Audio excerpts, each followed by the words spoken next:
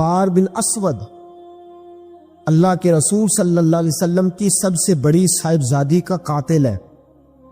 حضرت زینب رضی اللہ تعالی عنہ آ رہی تھی مکہ سے مدینہ کی طرف، اس نے نیزہ مارا، آپ گر گئی۔ بطن اطہر میں اولاد تھی، بچہ ضائع ہو گیا، شدید بیمار رہنے کے بعد وصال کر گئی۔ فتح مکہ کے بعد حبار بن اسود چہرے پہ نقاب ڈال کے آیا، باپ کلیجے پہ ہاتھ رکھ کے بتائے نا بیٹی پیاری کتنی ہوتی ہے۔ باپ ذرا کلیجے پہ ہاتھ رکھ کے بتائے کہ بیٹیاں جگر کا چین ہوتی ہیں، بیٹیاں سکون ہوتی ہیں، بیٹی باپ کو کتنی پیاری ہوتی ہے۔ بیٹی کا قاتل سامنے کھڑا ہو گیا، چہرے پہ نقاب ڈالا ہے، کہتا یا رسول اللہ صلی اللہ علیہ وسلم بہت بڑا دشمن بھی آ جائے تو آپ معاف کر دیتے ہیں۔ جاگ رہے ہیں آپ لوگ؟ فرمایا بہت بڑا دشمن بھی آ جائے تو معاف کر دیتے ہیں۔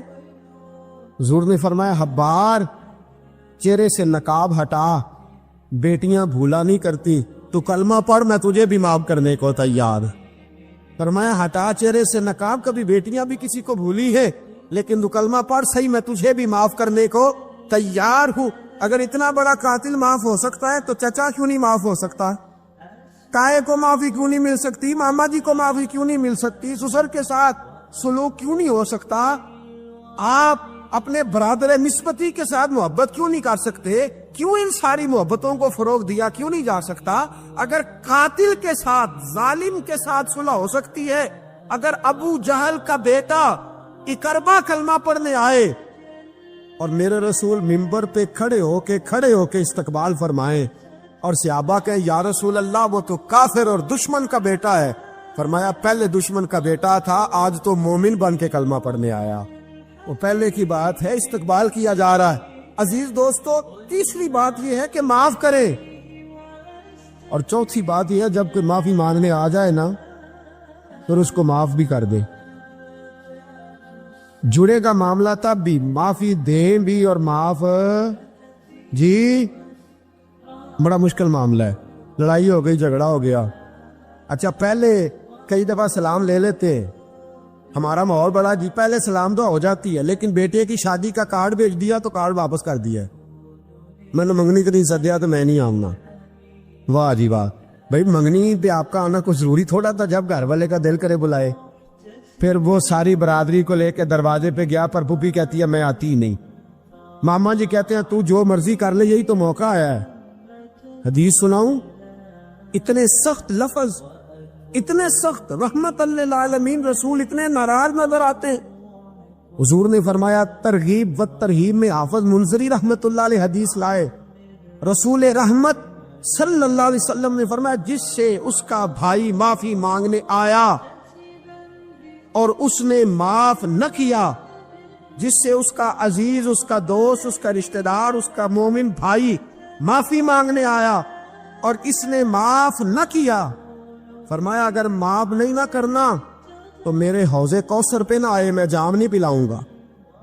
حوض کوثر پہ بالکل نہ آئے، مجھ سے جام کا مطالبہ نہ کرے، سخت گرمی کے ماحول میں میں نہیں جام پلاتا، اگر مجھ سے جام لینا ہے میرے ہاتھوں سے تو جب بھی کوئی معافی مانگنے آئے فوراً معاف کر دیا کرو، جب بھی کوئی۔ اور معافی بندے کے لیے نہیں دینی، اللہ کی رضا کے لیے دے دی۔ بندے میں تو کوتاہیاں موجود رہیں گی، بندے میں تو غلطیاں موجود رہیں گی۔ آج اختلافات ہیں رشتہ داروں میں، اتنے اختلافات کے سال فوتگی ہو گئی، ایک شخص فوت ہو گیا جو کسی کا نانا ہے، کسی کا پوت، کسی کا نانا لگتا ہے، کسی کا دادا لگتا ہے، کسی کا ماما لگتا ہے، کسی کا چچا لگتا ہے، کسی کا پھپھا لگتا ہے، لیکن لڑائیاں بڑی ہیں۔ بیچارہ فوت بھی ہو گیا، انتقال ہی کر گیا، اب بھی جناب آتے ہیں تو سیدھے جنازہ گاہ، اس کے لیے نہیں، لوگوں کو دکھانے کے لیے۔ جنازہ گاہ آئے، جنازہ پڑا اور لوٹ گئے۔ بھئی اتنی نفرت کے مرنے والا ماری گیا ہے اور ہم ابھی تک درگزر کرنے کو تیار نہیں۔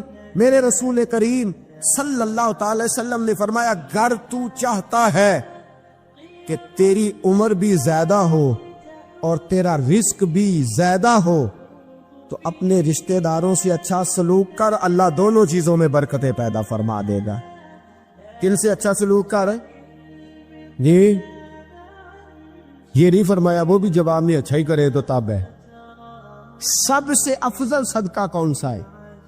غریب کو دینا، مسکین کو دینا، یتیم کو دینا، مدرسے کو دینا، مسجد کو دینا، سب سے افضل صدقہ۔ اچھا یہ حدیث آپ نے پتا کیا کرنا جو میں سنانے لگا ہوں، یہ گھر جانا ہے، اس کو لکھ لینا ہے اور اس کو نہ پڑھنا ہے کبھی کبھی کھول کے کہ یہ کیا جملے ہیں حضور سید عالم کے، محبوب پاک کے یہ کیسے عجیب حضور نے فکرے اور کس انداز میں سمجھا دیا، کتنی خیر انڈیل دی اپنے غلاموں کے دلوں میں۔ حضور نے فرمایا غلاموں پتہ ہے سب سے افضل صدقہ کون سا ہے؟ ایک صحابی کہنے لگے حضور یتیم کو دینا، فرمایا نہیں۔ سب سے افضل صدقہ کون سا ہے یا رسول اللہ؟ مسکین کو دینا، فرمایا نہیں۔ سب سے افضل صدقہ حضور مسافر کو دینا، فرمایا نہیں۔ سب سے افضل صدقہ یا رسول اللہ مجاہدین اسلام کو دینا، فرمایا نہیں۔ حضور پھر بڑی قابل غور حدیث، جاگیے گا ذرا آنکھ کھولیے گا، ذرا ٹیڑھ چھوڑیے گا، ذرا عجیب انداز دیکھیے گا میرے ماں بھئی حدیث میں فکرے کیسے بیان فرمائے۔ رسول پاک نے فرمایا تیرا رشتہ دار ہو، سب سے افضل صدقہ کیا ہے؟ تیرا، بولیے یار، تیرا رشتہ دار ہو اور غریب ہو، حقدار ہو، اور اگلے لفظ بڑے عجیب ہیں، تیرا رشتہ دار ہو، غریب ہو اور تجھ سے ناراض ہو۔ کیسی بات ہے؟ فرمایا تیرا رشتہ دار ہو، غریب ہو اور تجھ سے ناراض ہو، فرمایا کسی بھی طریقے اس کے گھر صدقہ پہنچا دے، سب سے افضل صدقہ کرنے کا ثواب لکھا جائے گا۔ سب سے افضل صدقہ، تیرا رشتہ دار بھی ہو، ضرورت مند بھی ہو اور تجھ سے، سبحان اللہ، ہمارا تو حال یہ ہے کہ اس کو کسی طرف سے آتا بھی ہو تو ہم روک دیتے، کہتے نہیں ایڈا تگڑا کام کرے ہیں تسی اینو کالی دیندے ہو، یہ چار منڈے نے کما کے کھان ہو، صاحب اس کو کیا بھائی؟ فرمایا تیرا رشتہ دار ہو، حقدار ہو، ضرورت مند ہو، شرط یہ بھی لگا دی کہ ساتھ تجھ سے ناراض بھی رہتا ہو، اس کو تو صدقہ دے گا تو اللہ تجھے سب سے افضل صدقہ کرنے کا ثواب عطا۔ تو توڑنے والوں نہ بنو، جوڑنے والے بنو، جوڑ جاؤ۔ محبوب پاک سید عالم صلی اللہ تعالی علیہ وسلم نے فرمایا لا يدخل الجنت قاطع، فرمایا جو رشتے توڑنے والا ہے جنت میں نہیں جائے گا، جو رشتے توڑنے والا ہے وہ جنت میں نہیں جائے گا۔ الذین ینقضون عہد اللہ من بعد میثاقہ ویقطعون ما امر اللہ بہ ان یوصل ویفسدون فی الارض، فرمایا جو رشتے توڑے گا وہ تو زمین میں فساد برپا کر دے گا، وہ زمین میں اولئک هم الخاسرون، یہ وہ لوگ ہیں دنیا میں بھی نقصان اٹھائیں گے اور آخرت میں بھی نقصان اٹھائیں گے رشتہ داریاں جوڑنے۔ اور یہ نہیں فرمایا کہ وہ تجھ سے اچھا سلوک کرے تب ہی ہے، سامنے والا بھی سیاںا ہی ہو تو تب ہے، تو نے اس کے لیے اس نے سلوک نہیں کرنا، تو نے تو اپنے اللہ رسول کو راضی کرنے کے لیے اس نے سلوک کرنا ہے، اس کے لیے تھوڑی کرنا ہے۔ سل من قطع کا لفظ کیا ہے؟ اور میں آپ کو ذاتی بات بتاتا ہوں، ایک آدھ دفعہ یہ تجربہ کر کے دیکھا، اس میں خیر ہی بڑی ہے۔ فرمایا سل من قطع کا، حضور نے فرمایا اس کے ساتھ جوڑ جو تیرے ساتھ توڑتا ہے، اس کے ساتھ جوڑ جو تیرے ساتھ توڑتا ہے نا، نفرت کرتا اس سے پیار کر، اور جو تجھے اذیت دیتا اس کی خدمت کر، اور جو تیرے ساتھ زیادتی کرتا ہے تو اس سے محبت کر۔ اصل پیار تو یہ ہے، جوڑنے والے سے تو سارے جوڑ لیتے ہیں، محبت کرنے والے سے تو سارے محبت کر لیتے ہیں۔ فرمایا سل من قطع کا، اس کے ساتھ جوڑ جو تیرے ساتھ توڑے، جو نفرت کرے اس سے پیار کر، پھر تیرے ضعف کا پتہ چلے گا، پھر تیرے حوصلے کا پتہ چلے گا، پھر تیری دلیری سمجھ میں آئے گی۔ تو دوستو جوڑنے والے بن جائیں، پیار کرنے والے بن جائیں، نفرتیں نہیں محبتوں کو فروغ دیں۔ اگر یہی کام ہوتا، میں کہا کرتا ہوں اگر دولت بڑی پیاری ہوتی نا تو سب سے زیادہ سیدہ فاطمہ کے گھر رہتی۔ اگر یہ کوئی بہت اعلیٰ چیز ہوتی تو یہ تو وہ والا گھرانہ ہے کہ 3 دن چولہا نہیں جلا، اور کنز المال میں وہ لفظ موجود ہے کہ حضرت ابو ہریرہ فرماتے ہیں کہ اونٹ کے بالوں کی بنی ہوئی چادر سیدہ فاطمہ نے اوڑھی ہوئی تھی، اونٹ کے بالوں کی بنی ہوئی چادر، اور وہ چکی پیس رہی تھی، چکی چلا رہی۔ کہتے حضور نے دیکھا تو نبی پاک کی آنکھوں میں آنسو ضرور آئے، اور پتہ محبوب نے کیا فرمایا؟ یہ کنز المال میں موجود ہے۔ محبوب فرمانے لگے شہزادی دنیا میں تھوڑی سی تکلیف برداشت کرو، آخرت کی ساری عزت اللہ تمہیں ہی عطا فرما۔ سبحان اللہ۔ یہ تھوڑی دشواری ہے، یہاں ہر بندے کی بیٹی دکھی نہیں، جس کو بھی پوچھ لیں دکھی ہے، جس سے بھی پوچھ لیں۔ حضرت جی دعا کرنا، پیر صاحب دعا کرنا، مفتی صاحب دعا کرنا، بزرگ کو دعا کرنا، کیوں جی بیٹی بڑی تکلیف میں، کیوں جی کہتے سسرال والے کام بڑا کراتے ہیں، چکی پیستی ہے، لیپا پوتی کرتی ہے، اس کے ہاتھوں میں چھالے پڑ جاتے ہیں۔ ایسا ہوتا ہے کہ ستو کبھی آ جائے تو پھر سارا دن وہ ستوؤں پہ ہی گزر جائے، کبھی ایسا ہوتا ہے کہ 3 دن روزے رکھے جائیں اور ایک کھجور اور ایک پانی ملے افطار سحر کے وقت، یوں بھی کبھی وقت گزارا ہے۔ اور میرے عزیزوں یاد رکھنا، ہم نے جو مزاج اختیار کر لیا ہے نا اس وقت، یہ جو پوری دنیا میں گاڑیاں بھاگ رہی ہیں، ملک سے باہر لوگ جا رہے ہیں، دولتیں جمع ہو رہی ہیں، یہ ضروریات کا رٹا نہیں، یہ ضروریات نہیں، یہ خواہشات ہے۔ ضروریات تو پوری ہو رہی تھی، لیکن وہ جو خواہشات کی تکمیل تھی، وہ جو پڑوسیوں کی بڑی کار ہمیں پریشان کر رہی تھی، وہ جو گھر کے سامنے ایک پلاٹ تھا اور دل کر رہا تھا حویلی نہ بنا لوں، وہ جو ٹینشنیں تھی انہوں نے بہت بھگایا، لوگوں تھکا دیا۔ نظریاتی زندگی، اور نظریاتی زندگی میں کچھ کرنے کا عہد، کچھ ارادہ کیا جائے کچھ کام کرنے کا۔ دیکھو سارے لوگ ساری ڈیوٹیاں تو نہیں کر سکتے، میں یہ مائک اپریٹ نہیں کر سکتا، تو پھر میرا خیال ہے مجھے اس بندے کی بھی قدر کرنی چاہیے جو اسے چلا سکتا ہے۔ جو کام میں گاڑی میں سفر کرتا رہتا ہوں، وہ کہاں گھوم آتے ہیں، تو میں تو سو جاتا ہوں کئی دفعہ گاڑی میں، لیکن ڈرائیور کو لوگ ڈرائیور کہہ کے پکارتے ہیں، حالانکہ تو سویا ہوا تھا، وہ تو جاگ رہا تھا۔ اس کی اہمیت کو سمجھنا چاہیے۔ ہم نہ زندگی میں کوئی بھی کام کریں، ایک تو کام کریں، اور جو ایک کرے زندگی میں لیکن ذرا سونا کر کے کرے، کوئی ایک مقصد بنا لے، کوئی ایک مقصد ہو، کوئی ارادہ ہو، کوئی پروگرام ہو۔ نہ سمجھ آئے تو بخاری میں حدیث موجود ہے، ایک بوڑھی اماں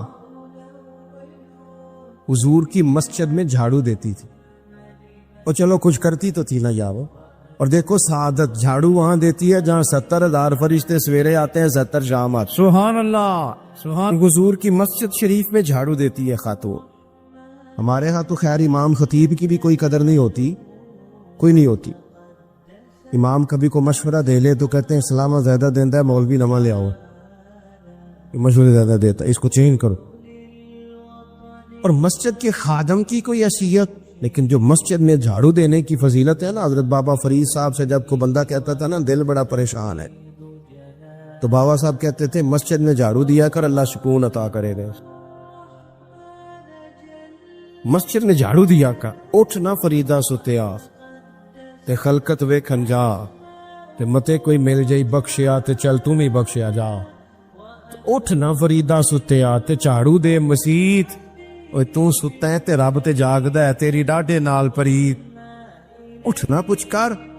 وہ خاتون چلو کوئی کام تو کرتی تھی نا، دیکھو نا گلی سے گزرتے ہیں لوگ، ہوا کھڈا ہے، سب کا موٹر سائیکل گاڑی سب تنگ ہوتے، جو بندہ بھی گزر رہا ہے نا روڈ پہ وہ تبصرہ کر رہا ہے کہ دیکھو بلدیہ والے صحیح نہیں کرا۔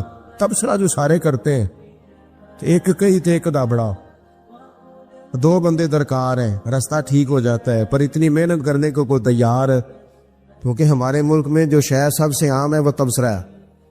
تبصرہ کرو صبح و شام جتنا ممکن ہے، تبصرے کرو، ڈیوٹی یہی ہے ہماری۔ وہ خاتون مسجد شریف میں جھاڑو دیتی تھی، کوئی زندگی کا مقصد تو بنایا، کوئی نظریہ تو ہے۔ صحابہ نماز پڑھ کے چلے جاتے، خاتون جھاڑو لیتی، حضور کی مسجد شریف میں جھاڑو دیتی۔ بیمار ہو گئی، قربان جائے، حضور تیمارداری کے لیے تشریف لے گئے، رات کو انتقال ہو گیا، ٹھنڈ کا موسم تھا، حضور کا حکم ہے جلدی تدفین کر دو۔ صحابہ نے تکلیف دینا مناسب نہ جانا، اس خاتون کی تدفین کر دی۔ سارا کچھ جاننے والے رسول جو فرش پہ کھڑے ہو کے عرش کی خبریں دے، وہ تشریف لائے اور آ کر کے پوچھا خبر کیوں نہیں دی مجھے؟ اس بوڑھی کے جنازے کی کوئی کام تو کرتی تھی نا، کوئی ڈیوٹی تو کی نا، خبر کیوں نہیں دی؟ ویسے تو وارث جنازہ پڑھ دے تو دوسرا جنازہ جائز نہیں ہو، وارثوں نے نہ پڑھا ہو تو دوسرا جنازہ پڑھا جا سکتا ہے، حضور تو خود وارث ہے نا ساری امت کے. ہائے ہائے بے شک. تو رسول کریم قبر پہ کھڑے ہو کے فرمانے لگے صفے بناؤ میں دوبارہ جنازہ پڑھاؤں گا. سبحان اللہ. میں دوبارہ جنازہ پڑھاؤں گا. کیوں؟ زندگی میں کوئی خدمات تو ہے نا, کوئی ڈیوٹی تو ہے نا. پہلے تو ہم کچھ کرتے نہیں, اور اگر کرتے بھی ہیں تو صرف دوسروں کا دھیان ہی رکھتے ہیں. دوسروں پر توجہ ہوتی ہے کہ فلانا فلانا. بھئی آپ اپنا کام کریں, کچھ زندگی میں کر گزرے, کوئی ڈیوٹی کرے. اگر زندگی نظریاتی ہوگی, دیکھو ڈھیر سارے لوگ ہوتے ہیں, نام میرا شاید آئے گا کہ مدرسہ انہوں نے بنایا ہے, مسجد انہوں نے بنائی, میرا ہی نام آئے گا اگر کہیں میں بناؤں گا. لیکن زمین دینے والے کا بھی ایک کردار ہوتا ہے, اس میں نقشہ نویس کا بھی ایک کردار ہوتا ہے, اس میں ایک اینٹ خرچ کرنے والے کا بھی کردار ہوتا ہے. پھر وہ کام ختم نہیں ہوتا. سریا, وہ لینٹر ڈالنے والے جو ہوتے ہیں ان میں جو سریا باندھنے والا ہے وہ بھی ایک قیمتی کردار رکھتا ہے. پھر کہتے ہیں الیکٹریشین کو بھی بلاؤ. پھر یہاں بھی کام ختم نہیں ہوتا. پھر اور اس کے گرد ڈھیر سارے لوازمات ہیں. جو بندہ جو کردار ادا کر, عالم اگر کتاب لکھ بھی دے تو ہو سکتا ہے کتابت نہ کر سکے, اور اگر کاتب بھی ہو تو ہو سکتا ہے اسے پبلش نہ کر سکے. تو یہ کچھ نہ کچھ خدمات, کچھ نہ کچھ ڈیوٹیاں. حضرت مولا علی شیر خدا نے چھوٹی عمر میں کہا تھا یا رسول اللہ دین کی مدد بھی کروں گا, آپ کی حفاظت بھی کروں گا. 63 سال عمر پائی اور ہر میدان میں اگلی صبوں میں, ہر میدان میں اگلی صبوں میں, ہر میدان میں اگلی. حضور سے وعدہ کیا تھا یا رسول اللہ ڈیوٹی کریں گے, خدمت کریں گے. ہمارے ہاں یہاں تو منصوبہ بندی ہو رہی ہے. امام غزالی سے آ کے کسی نے کہا حضور کو بندہ مخلص ملتا ہی نہیں, یہ بھی غلط ہو گیا, وہ بھی غلط ہو گیا. تو امام صاحب فرمانے لگے چل تو ہی مخلص ہو جا, تیری شکل میں تو کچھ لوگوں کو مخلص بندہ مل جائے, تو کچھ کر تو صحیح, نہ صرف تبصرے. حضرت مولا کائنات نے عمر مبارک ساری دین کی خدمت میں لگائی. تو جب 63 سال کی عمر میں خنجر لگانا, تو لوگ تو کہتے ہیں نا میرے پتر کا دھیان رکھنا اور میرے بچوں کا خیال کرنا اور فلانی ڈیوٹی کرنا. تو جب خنجر لگا تو حضرت علی کیا کہہ رہے تھے؟ فرما رہے تھے مجھے کعبے کے رب کی قسم علی تو کامیاب ہو گیا ہے. یہ دیکھو پانی پرن سہیلیاں تے رنگا رنگ کھڑے تے پریا تے اس تا جانی ہے نا جس تا توڑ چڑھے. فرمایا دیکھو میں نے کوئی ارادہ کیا تھا, آج میں کامیاب ہوا. تو نظریاتی زندگی ہوتی ہے نا, نظریاتی. پھر بندہ تھوڑی سی تکلیف بھی سہ لیتا ہے. کوئی کام کر رہا ہے نا بندہ, صحیح بخاری میں حدیث ہے, ایک خاتون نے آ کے عرض کیا تھا یا رسول اللہ صلی اللہ علیہ وسلم مجھے مرغی کا مرض ہے. بڑی تکلیف میں. وہ اللہ کے محبوب علیہ السلام سب کے لیے دعا کرتے, بلکہ حضور تو دستے شفا پھیرتے تو اللہ کرم فرما دیتا. لیکن نبی پاک صلی اللہ علیہ وسلم کی خدمت میں عرض کی یا رسول اللہ صلی اللہ علیہ وسلم مرغی ہے. تو آج حضور نے انوکھی بات کی. وہ پیچھے صاحبزادہ بشیر صاحب تشریف لائے, آگے تشریف لے آئے. نبی پاک صلی اللہ علیہ وسلم نے نا جی آج نظریہ سمجھایا. توجہ ہے آپ دوستوں کی میری بات پر. حضور فرمانے لگے اگر تو کہے تو میں دعا کرتا ہوں اللہ شفا دے دے گا, اور اگر تو کرے صبر. مانا کیا ہے؟ مرغی کے ساتھ ہی گزارا کرے. اگر کرے صبر تو پھر میرا وعدہ ہے رب جنت عطا کرے گا. ویسے ہم پیر صاحب کے پاس, سید صاحب کے پاس, بزرگوں کے پاس جائیں, پیر صاحب ہمیں کہیں کہ گوڑا ٹھیک کرانا ہے درد کے یا جنت چاہیے, ساڑا کی جواب ہے اے گوڑے دا کچھ کرو نا جی, اس فون نہیں دینا, یہی جواب ہے نا. لیکن نظریاتی لوگ نظریاتی ہوتے ہیں. نبی پاک صلی اللہ علیہ وسلم نے فرمایا کہ تو بتا, اگر تو کہے تو دعا کرتا ہوں اللہ شفا دے دے گا, اور اگر صبر کرے تو پھر تیرے لیے جنت ہے. اس خاتون نے ایک منٹ نہیں لگایا سوچنے پہ, یہ نظریاتی لوگ ہوتے. عرض کی یا رسول اللہ آپ دعا کر دے رب مجھے جنت ہی عطا کرے. سبحان اللہ. کیا مطلب کہ میں گزارا کر لوں گی مرغی کے ساتھ, صبر کروں, مجھے اللہ جنت دے. حضور نے دعا کر دی. خاتون عرض کرنے لگی حضور جب مرغی ہوتی ہے تو جسم سے کپڑا ہٹ جاتا ہے, حیا آتی ہے, خاتون ہوں عورت ہوں, تکلیف محسوس کرتی ہوں. محبوب نے دعا کر دی. صحابہ کہتے ہیں جتنی بھی مرغی ہوتی تھی اس کے کپڑے نہیں جسم سے ہٹتے تھے, جتنی مرضی بھی ہو کپڑا قائم رہتا تھا. دیر تک وہ بوڑھی اماں زندہ رہیں. خواتین ایک دوسرے سے کہا کرتی تھی کسی نے جنتی دیکھنی ہے تو اس بی بی کو دیکھو، اسے دنیا میں حضور نے جنت کی بشارت۔ نظریہ ہوتا ہے، نظریہ۔ ویسے آنا جانا، تصویریں بنانا، گھومنا پھرنا، پلاننگ کرنا چلتا رہتا ہے، لیکن جو نظریاتی لوگ ہوتے ہیں انہیں ذرا تھکاوٹ بھی تھوڑی ہوتی ہے۔ نظریے کے لیے کام کر رہے ہیں نا، وہ بھاگتے ہیں، ان کا بھاگنا انہیں تھکاتا نہیں۔ جب آپ نظریاتی ہیں تو صبح قیامت پہ نظریاتی اور غیر نظریاتی لوگوں کا نتیجہ کیا ہے؟ یوم نحشر المتقین الی الرحمن وفدا۔ اللہ فرماتے یہ جو متقی ہوں گے نا، انہیں رب کی بارگاہ میں پیش کیا جائے گا قیامت میں، پر مہمان بنا کے پیش کیا جائے گا۔ ان کا میزبان رب ہوگا، چونکہ انہوں نے زندگی تقوی میں گزاری، محتاط وقت گزارا۔ وَنُسُوقُ الْمُجْرِمِينَ إِلَىٰ جَهَنَّمَ وِرْدًا، اور یہ جو مجرم ہیں جنہوں نے جرم کیے، من پسند زندگی گزاری، فرمایا انہیں پیاس سے ہانک کے دوزخ میں پھینک دیا جائے۔ پیاس سے ہانکے جائیں گے جہنم کی طرف۔ اپنی زندگی میں کچھ ارادہ کریں۔ دیکھیں دھوپ چھاؤں آئے گی، وہ ہمارے یہاں کچھ لوگ کہتے ہیں دوکھی بڑے ہیں جی، ہنسے کیسے؟ تو میں کہا کرتا ہوں کہ اتنی تکلیفیں کسی کو نہیں آئیں جتنی حضور کو آئی ہیں۔ پر آپ فرمان پڑھیں، حضرت حارث بن عبداللہ کہتے ہیں میں نے تو مدینے والے محبوب کو جب بھی دیکھا ہے مسکراتے دیکھا ہے۔ سارے کام 7 سال چلتے ہیں، لیکن اپنی زندگی میں کوئی مقصد ہونا۔ یہ جن بزرگوں کے ہم آراس میں آتے ہیں نا، انہوں نے کوئی مقصد حیات بنایا۔ یہ مت سمجھنا کہ ساری زندگی پھولوں پہ گزری، یہ عرس وغیرہ یہ سارے کام بعد میں ہوتے ہیں۔ ورنہ ڈھیر سارے صوفیاء ایسے ہیں جنہوں نے روڑے کھا کے وقت گزارا، بڑے ٹھیک ٹھاک روڑے کھائے، بڑی تکلیفیں برداشت کی، اور ان کی اگر آپ تاریخ پڑھیں گے تو بڑا کچھ ان کے ساتھ کیا گیا، بڑے معاملات ہوئے۔ ایسا نہیں یہ شہادت گاہ الفت میں قدم رکھنا لوگ آسان سمجھتے ہیں مسلمان ہونا، یہ بڑا مشکل کام ہے، اس سے ہو کے گزرنا پڑتا ہے۔ لیکن ڈیوٹی کریں، کوئی کام کریں، کچھ اپنے ذمے لے۔ یہ جو ہم وقت گزار رہے ہیں نا جی، آپ یہاں کو بیٹھے کہتے ٹائم پاس کر رہا ہوں، تو میں کہتا ہوں اتنا ٹائم کہاں سے آیا جو آپ کو پاس کرنا پڑا؟ بہت سارے لوگ کہتے ہیں جی میں بور ہو رہا ہوں، تو میں کہتا ہوں یار بور ہونے کا ٹائم بھی تو ہونا چاہیے نا بندے کے پاس۔ آپ کے پاس ٹائم زیادہ ہے اس لیے بور ہو رہے ہیں، ہمیں تو ٹائم ہی نہیں ملتا بور ہونے کا۔ تو جب کوئی کام کرنا ہے آپ نے، جب آگے بڑھنا ہے، کچھ مقاصد حسنہ حاصل کرنے، کچھ امور خیر سر انجام دینے، پھر زندگی میں ان کو طے کریں اور ان پر کام شروع کر دیں۔ رکھا حضرت فاطمہ کی بھی 6 اولادیں با اختلاف روایات بیان کی گئی ہیں، 3 بیٹے تھے اور 3 بیٹیاں تھیں۔ 3 بیٹے تھے، امام حسن، امام حسین اور امام محسن۔ امام محسن کا جلدی انتقال ہو گیا چھوٹی عمر میں، اس لیے زیادہ تذکرہ نہیں۔ باقی 2 شہزادیاں بھی ذرا جلدی رخصت ہو گئی، جناب زینب موجود رہیں، کربلا تک گئی، اس لیے ان کا تذکرہ زیادہ کتابوں میں ملتا ہے۔ حضرت فاطمہ سب سے چھوٹی تھی، نبی پاک کے ساتھ وقت گزارا۔ قرآن مجید نے اس گھر کی محبت ہم پر فرض قرار دے دی۔ لا اسألکم علیہ اجرا الا المودۃ فی القربى، فرمایا محبوب ان سے کہہ دو کہ میں تبلیغ پر تم سے کوئی اجر نہیں مانگتا، ہاں میرے اہل بیت سے پیار کرتے رہنا، میرے گھر والوں سے پیار کرتے رہنا۔ اور حضور نے فرمایا الفاطمہ تو بدعۃ منی، فرمایا فاطمہ میرے جگر کا ٹکڑا ہے، جس نے میری بیٹی فاطمہ سے پیار کیا اس نے مجھ سے پیار کیا۔ اور یہ بخاری مسلم ہے، مشکات ہے، فرمایا جس نے میری بیٹی سے بغض رکھا اس نے مجھ سے بغض رکھا۔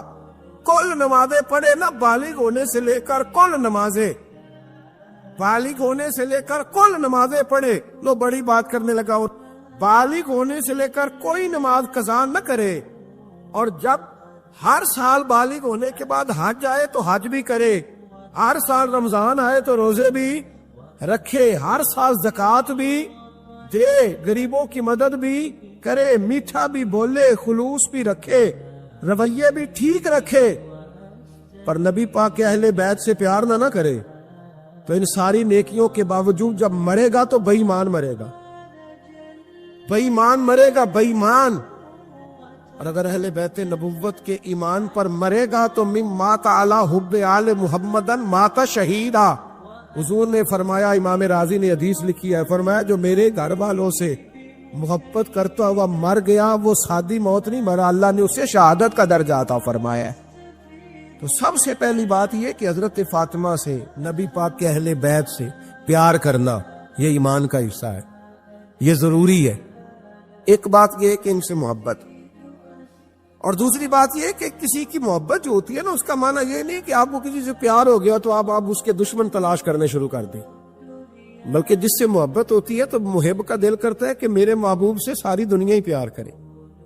اب عجیب فلسفہ ہے نا لوگوں کا، اہل بیت سے پیار کرتے ہیں تو سب سے پہلے اہل بیت کا دشمن تلاش کرتے ہیں، اور سب سے پہلے اہل بیت کے دشمنوں پہ گفتگو کرتے ہیں. تو میں کہتا ہوں بڑے بیوقوف ہو، دشمن نہ تلاش کرو، غلام تلاش کرو، پیارے تلاش کرو ان کے. یہ غلط ہے تمہارا انداز فکر. تو جناب فاطمہ الزہرا سے حضور نے بڑی محبت کی. حضرت خدیجہ الکبریٰ رضی اللہ تعالی عنہ فرماتی ہیں کہ بڑا پیار کیا نبی پاک علیہ السلام نے حضرت فاطمہ سے. چھوٹی تھی نا. ادھر حضرت عائشہ صدیقہ کہتی ہیں کہ نبی پاک نے بڑی محبت فرمائی. مشکات میں حدیث ہے، کسی نے حضرت فاطمہ الزہرا حضرت عائشہ صدیقہ سے پوچھا، سچے باپ کی سچی بیٹی، صدیق کی بیٹی صدیقہ. کسی نے پوچھا کہ عائشہ حضور علیہ السلام کو سب سے زیادہ محبت کس سے تھی؟ تو حضرت عائشہ فرمانے لگی پوچھنے والی بات ہی کوئی نہیں، حضور سب سے زیادہ سیدہ فاطمہ سے پیار کرتے تھے. تو کہا پھر یہ بتائیں کہ مردوں میں حضور کو سب سے زیادہ پیار کس سے تھا؟ فرمایا یہ بھی پوچھنے والی کوئی بات نہیں، فاطمہ کے شوہر مولا علی سے. یہ حضرت عائشہ صدیقہ بیان کرتی ہیں ان کے شوہر سے. اب لوگ نا ترازو لے کے بیٹھے رہتے ہیں اور تولتے رہتے ہیں. پیر سید فیض الحسن شاہ صاحب آلو مہاروی رحمت اللہ علیہ، ان کے پاس بھی ایک بندہ چلا گیا تو اس نے کہا جی بتائیں حضرت عائشہ افضل ہے کہ حضرت فاطمہ؟ تو آپ فرمانے لگے تجھے یہ سوال ہی نہیں کرنا چاہیے تھا، اس لیے کہ تیرے اور میرے پاس کوئی ترازو موجود ہے. اس نے کہا جی نہیں آپ بتائیں، بتانا پڑے گا. آپ فرمانے لگے نہیں بتاتا. کہنے لگا نہیں بتائیں. فرمانے لگے چل میں ایک بات بتا دیتا ہوں، فیصلہ گھر جا کے کر لینا. اس نے کہا بتائیں. آپ فرمانے لگے کہ عائشہ بیٹی ہے ابو بکر صدیق کی اور فاطمہ بیٹی ہے نبی پاک کی. تو فرمانے لگے کہ ابو بکر کی جو بیٹی ہے نا وہ نبی پاک کی بیٹی سے افضل نہیں ہو سکتی. اور پھر فرمانے لگے کہ فاطمہ زوجہ ہے مولا علی کی اور عائشہ زوجہ ہے مصطفیٰ کریم کی. تو فرمانے لگے جو علی کی بیوی ہے وہ نبی کی بیوی سے افضل نہیں ہو سکتی. تو وہ کہنے لگا جی نتیجہ کیا ہے؟ فرمایا گھر جا کے نکال لینا. نتیجہ تو گھر جا کے نکال، یہاں ترازو پکڑ کے نہ بیٹھ. ہاں جو حضرت عائشہ نے کہا اس پر غور کر. حضرت عائشہ خود گواہی دیتی سب سے زیادہ حضور حضرت فاطمہ سے پیار کرتے. چھوٹی عمر تھی تو جناب خدیجہ انداز دیکھیے گا بیٹی کی محبت کا. حضرت خدیجہ فرماتی ہیں حضور جب گھر آتے نا تو دروازے پہ کھڑے ہو کے اونچی آواز میں فرماتے السلام علیکم. کہتے ہیں حضور نہ سلام لیتے، میں جواب دیتی اپنے گھر حضور آئے ہیں پر نبی پاک دروازے پہ ہی کھڑے ہیں. فرماتی ہیں کھڑے رہتے حضور، میں پھر تھوڑا ہنستی اور پھر میں کہتی فاطمہ سنتی ہو؟ اماں جی سنتی ہوں. فرمایا تمہارے ابا آ گئے ہیں دروازے پہ. تو فرماتی ہیں جناب فاطمہ وہاں سے دوڑ کے آتی اور رسول کریم کا دروازہ کھولتی، پھر نبی پاک کو انگلی سے پکڑ کے اندر لاتی. فرماتی جب تک وہ جاتی نہیں اللہ کے رسول دروازے پہ کھڑے رہتے. وہ انگلی پکڑ کے لاتی، پھر رسول کریم انہیں گود میں بٹھا لیتے. فرماتے وہ چھوٹی چھوٹی باتیں پوچھتی اور حضور ان کے بڑے بڑے جواب دیتے. وہ چھوٹی چھوٹی باتیں، بچپن کی ایک بات لکھی ہے ہمارے محدثین نے. ایک دن چھوٹی عمر میں، بالکل چھوٹی عمر میں حضرت فاطمہ نے پوچھا یا رسول اللہ میں اپنے رب کو کب دیکھوں گی؟ اللہ اکبر، عمر چھوٹی اور بات بڑی کر دی. میں کب دیکھوں گی؟ تو حضور نے فرمایا فاطمہ بڑی جلدی، رب کریم تمہیں جنت میں لے جائے گا اور ساری جنتی عورتوں کی سردار بنائے گا اور پھر میرا رب تجھے اپنا دیدار بھی کرائے گا. جناب فاطمہ تو زہرا رضی اللہ تعالیٰ عنہ چھوٹی چھوٹی باتیں کرتی. حضرت خدیجہ کہتی ہیں جب چلے جاتے نا حضور تو میں پھر بلاتی، میں کہتی ادھر آنا فاطمہ، کیا باتیں کر رہی تھی اپنے ابا سے؟ تو کہتی پھر وہ مجھے بتاتی بھی اور راضی بھی ہوتی. یہ سلسلہ آخر تک چلا. یہ حضرت فاطمہ سے راز کی باتیں کرنا حضور کا آخر تک چلا. بخاری مسلم میں حدیث، وہاں راوی حضرت خدیجہ ہے، یہاں راوی حضرت عائشہ صدیقہ ہے. جناب عائشہ صدیقہ کہتی ہیں حضور کے وصال ظاہری سے کچھ دن پہلے خود نبی کریم علیہ السلام نے حضرت فاطمہ الزہرا کو بلایا اور جب وہ آئیں تو کہتی ہیں ان کو میں نے آتے دیکھا تو میں نے پھر حضور کو ان کے استقبال کے لیے کھڑے ہوتے بھی دیکھا. پھر حضور نے ان کا ماتھا چوما، جہاں بیٹھے تھے وہاں بٹھایا पहलू में बैठ गए और फरमाते हैं फिर बाप बेटी बातें करने लगे।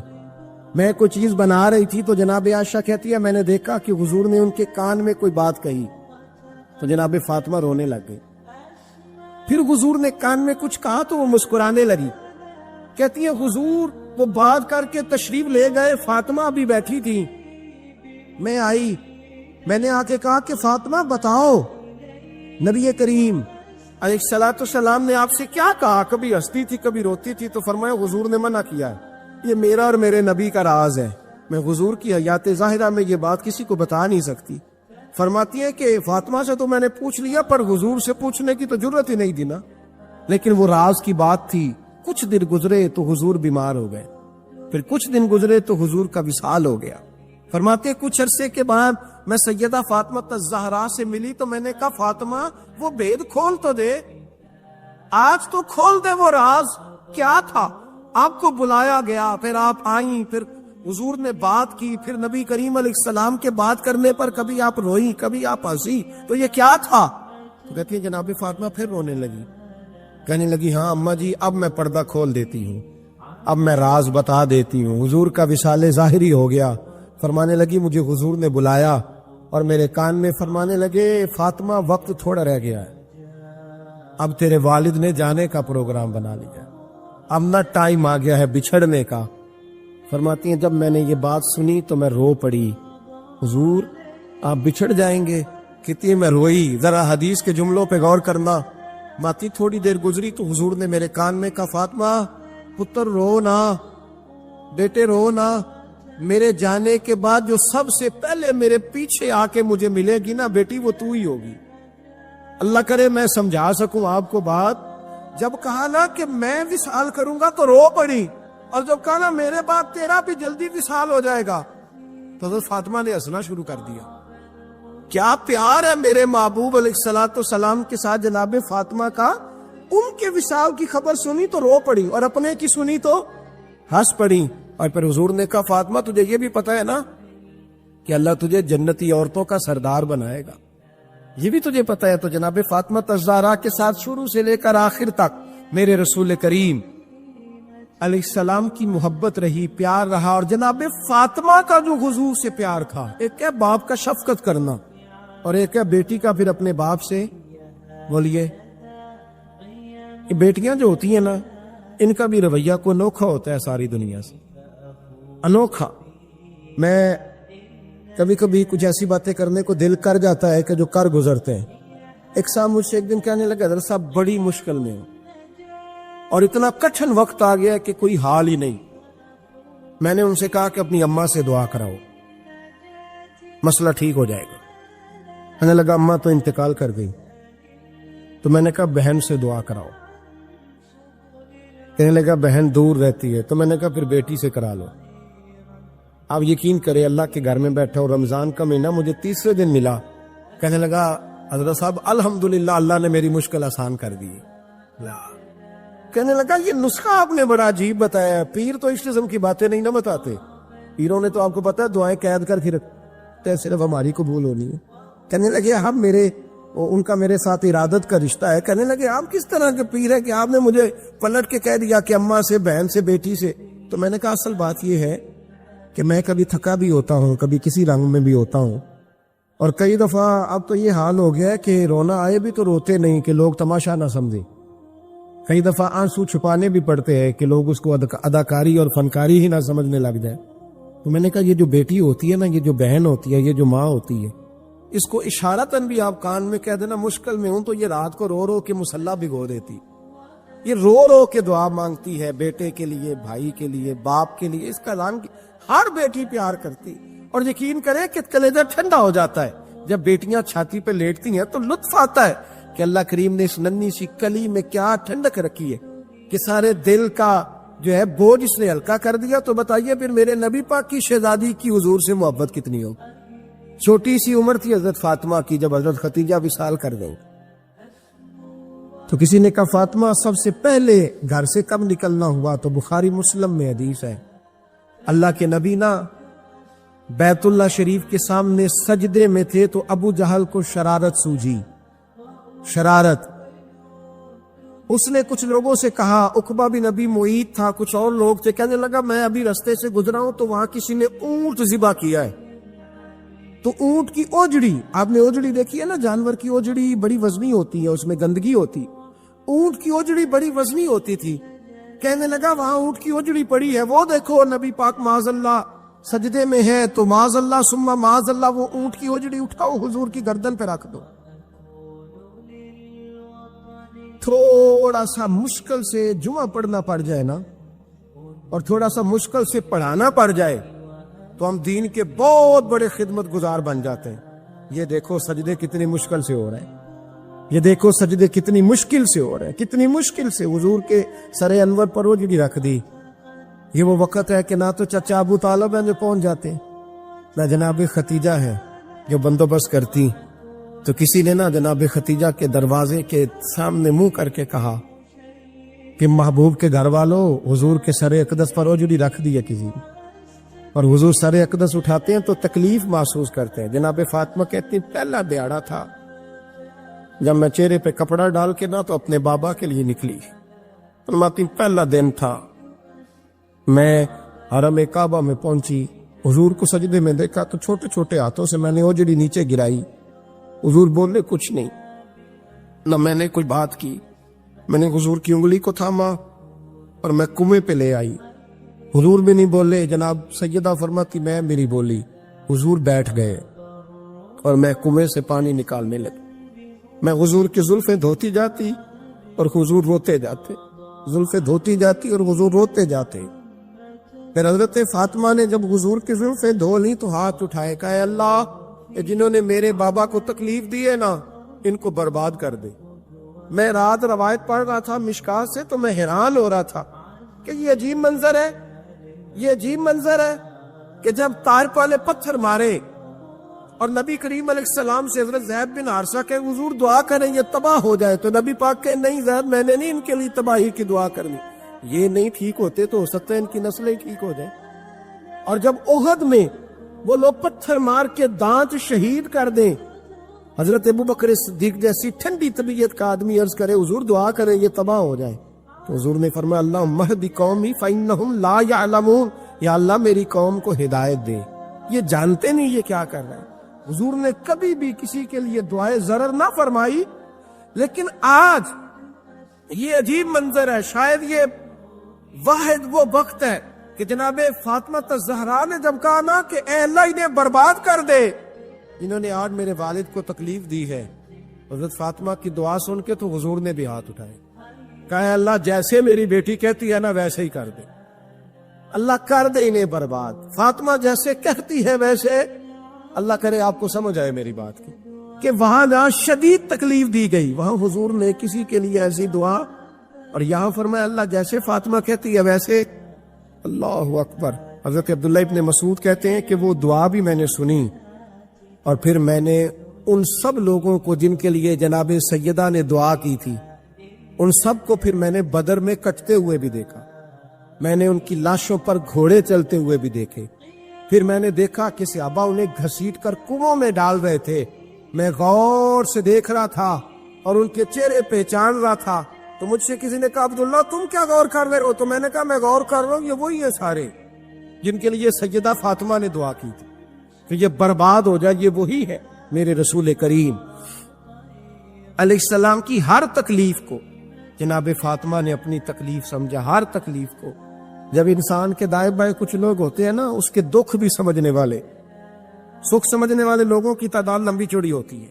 ہمارے زمانے میں ہمارے ہر آدمی کے ساتھ ذاتی مطالبات ہیں، ذاتی، تو جب تک وہ میرا مطالبہ پورا کرتا رہتا ہے میرا اس سے پیار رہتا ہے، اور جب وہ میری خواہشات پوری کرنی چھوڑ دیتا ہے پھر میرا اس سے کوئی رشتہ نہیں رہتا۔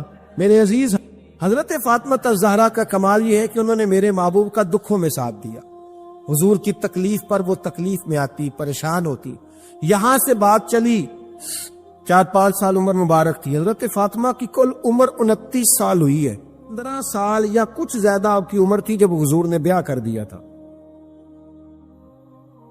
ہم لوگ سمجھتے ہیں کہ شاید اب آپ 30 سال کے بچے کو کھڑا کر کے کہیں کہ دین کی کوئی بات کر، کوئی تکلیف برداشت کر، تو کہتے ہوں میں تو ابھی بچہ ہوں، یعنی 29 سال کی عمر ہوئی ان کی. چلیں جس نے زیادہ لکھی ہے اس نے 32-33 لکھ دی ہوگی, 40 تک کوئی بندہ نہیں گیا.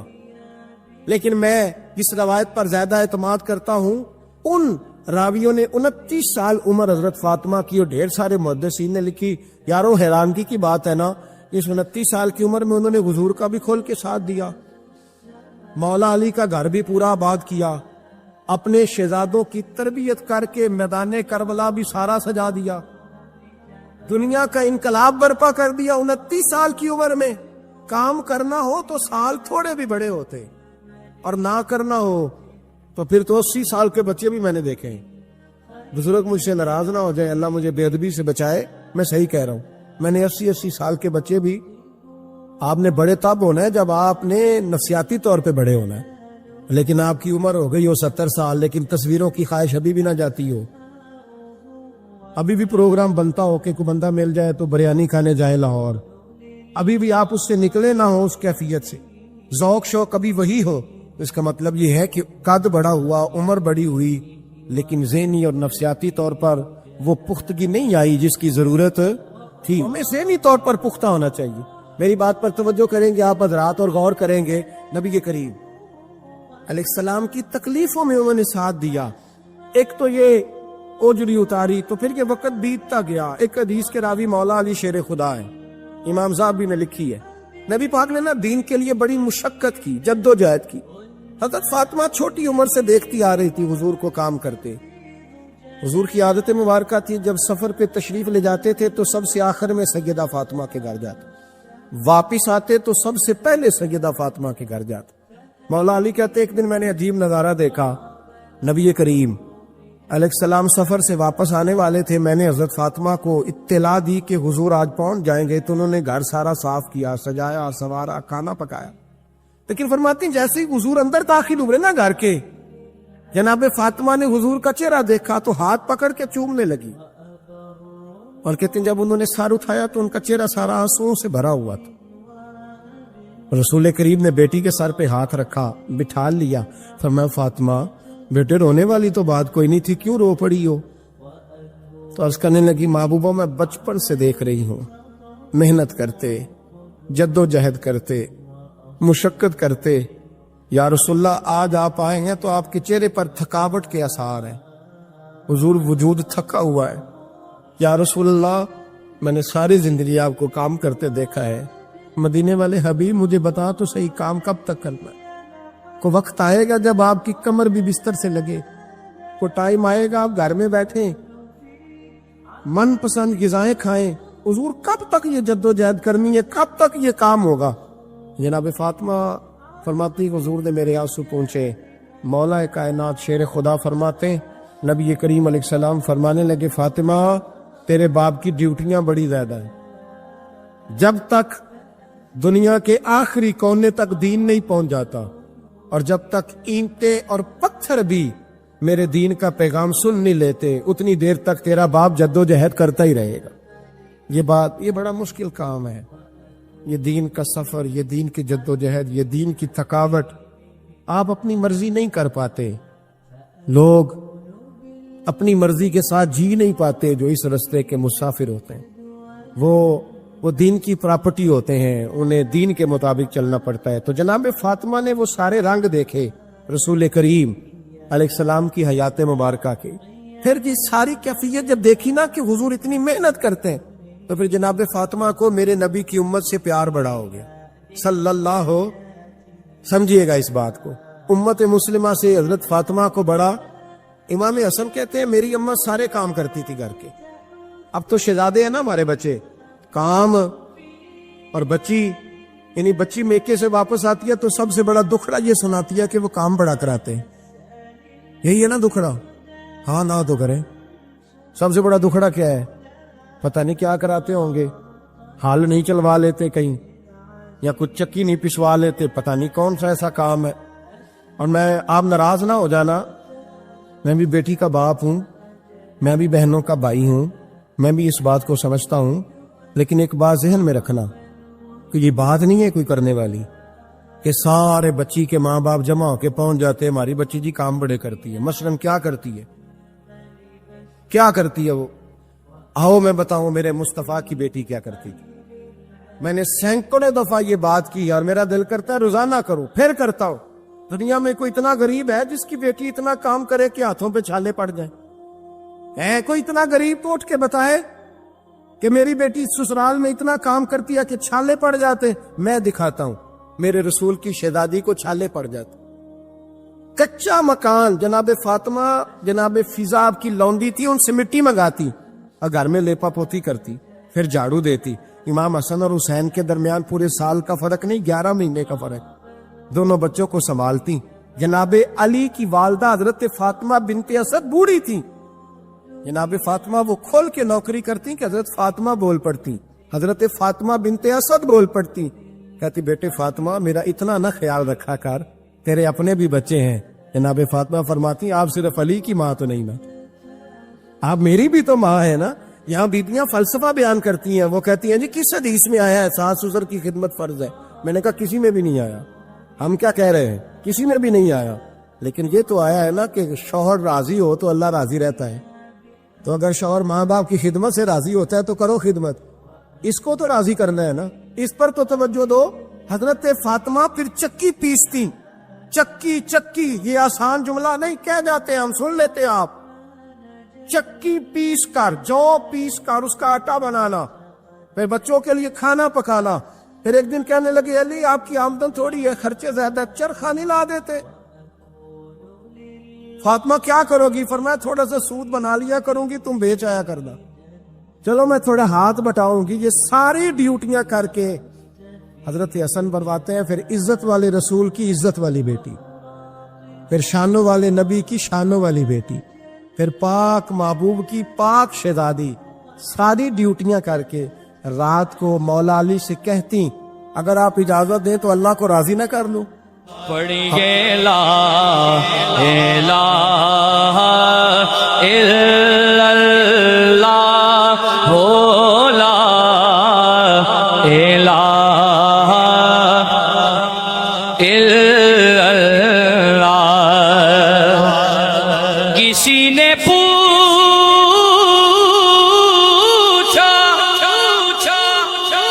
کہ جنت کی کوئی قیمت ہے تو مصطفیٰ نے کہا لا الہ الا اللہ ہو لا الہ الا